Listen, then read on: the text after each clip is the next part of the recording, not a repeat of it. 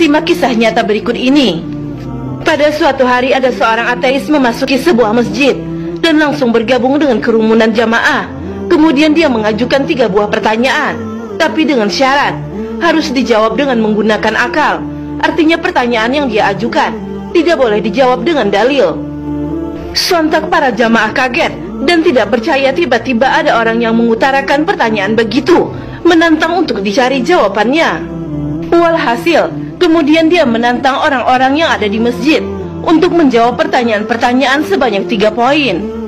Pertanyaan pertama, siapa yang menciptakan Allah? Bukankah semua yang ada di dunia ada karena adanya penciptanya? Bagaimana mungkin Allah ada jika tidak ada penciptanya? Yang kedua, bagaimana caranya manusia bisa makan dan minum tanpa buang air? Bukankah itu janji Allah di surga? Dan pertanyaan terakhir, kalau iblis itu terbuat dari api, lalu bagaimana bisa Allah menyiksanya di dalam neraka? Bukankah neraka juga dari api? Mendengar pertanyaan dari sang ateis tersebut, tidak ada seorang jamaah pun yang mampu menjawab pertanyaan tersebut, kecuali salah seorang pemuda. Ia kemudian menjawab 3 pertanyaan ateis itu. Jawaban untuk pertanyaan pertama, apakah engkau tahu dari angka berapakah angka 1 itu berasal?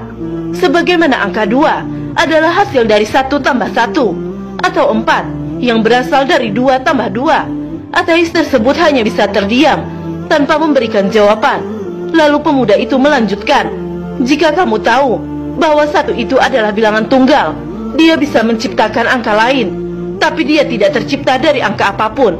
Lalu apa yang membuatmu sulit untuk memahami bahwa Allah itu zat maha tunggal yang maha mencipta tapi tak bisa diciptakan? Ateis mulai serius dan sedikit mengangguk. Jawaban untuk pertanyaan kedua, pemuda tersebut berkata, saya ingin bertanya kepadamu, apakah kita ketika di dalam perut ibu, kita semua makan? Apakah kita juga minum?